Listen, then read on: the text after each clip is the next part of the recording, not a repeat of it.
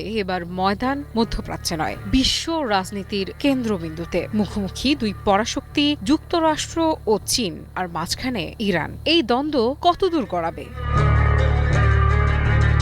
সবকিছু শুরু দুটি চীনা ব্যাংককে ঘিরে। যুক্তরাষ্ট্র সরাসরি চিঠি পাঠিয়ে জানিয়েছে, যদি প্রমাণ পাওয়া যায় যে এই ব্যাংকগুলোর মাধ্যমে ইরানের সঙ্গে আর্থিক লেনদেন চলছে, তাহলে তাদের ওপর কঠোর নিষেধাজ্ঞা আরোপ করা হবে। এই হুঁশিয়ারি এসেছে যুক্তরাষ্ট্রের ট্রেজারি সেক্রেটারি স্কট বেসেন্টের কাছ থেকে। তার ভাষায়, প্রয়োজনে সেকেন্ডারি স্যাংশন আরোপ করতে ওয়াশিংটন প্রস্তুত।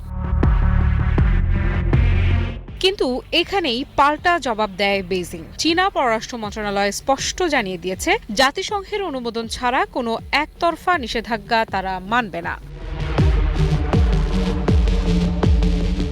চীনের পররাষ্ট্র মন্ত্রণালয়ের মুখপাত্র গুয়ো জিয়াকুন বলেছেন, যুক্তরাষ্ট্র যদি এই অজুহাতে চাপ সৃষ্টি করতে চায়, তাহলে চীন দাঁত ভাঙা জবাব দেবে। আর তার এই মন্তব্যেই বোঝা যাচ্ছে